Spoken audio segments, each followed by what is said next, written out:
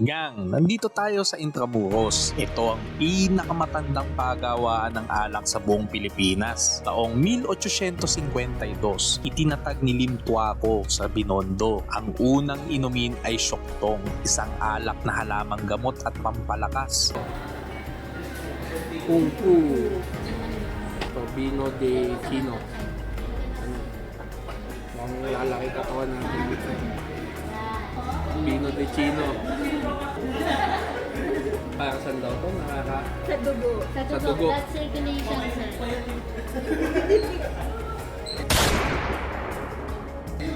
Bakit po ni lahat? Di pa ako... Kayo na rin makapagsasabing luko-luko lang inom nito. Napakatapang eh.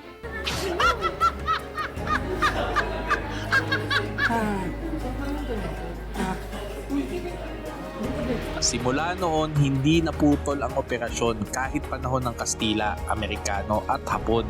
Ito naman ang pagkakasunod-sunod ng henerasyon ng pamana, Lim Chay Seng. Nagpasok ng mga alak na bagay sa panlasa ng mga Amerikano. Si James Limpy naman ay nag-aral sa Amerika, nagpadala ng bagong pamamahala. Sa ikalawang digmaang pandaigdig, sinunog niya ang mga stock para hindi makuha ng Hapon. Si Julius Limpy naman ang nagpasikat ng White Castle Whiskey at ang huli ay si Olivia Limpy Au. Kasalukuyang namumuno, nagtatag ng museo sa Intramuros. Mga inumin, hindi lang Syokdong, meron ding brandy, gin, rum, vodka, tapos meron ding mga wine. Pinakatatak, syempre yung White Castle Whiskey. Sikat ito noong dekada 80. Nagkakalagang 100 ang pagpasok dito at 100 din kung susubukan ng 6 na inumin. Makikita din dito ang sunod-sunod na hakbang sa iba't ibang uri ng paggawa ng alak. Binuksan noong 2018 sa isang inayos na bahay na bato. Makikita rito ang lumang gamit sa paggawa ng alak, alaala ng pamilya,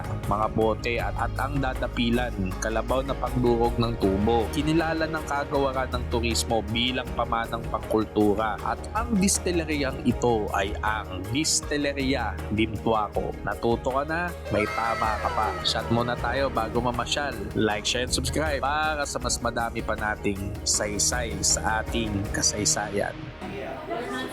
Amadeo Coffee Liqueur. And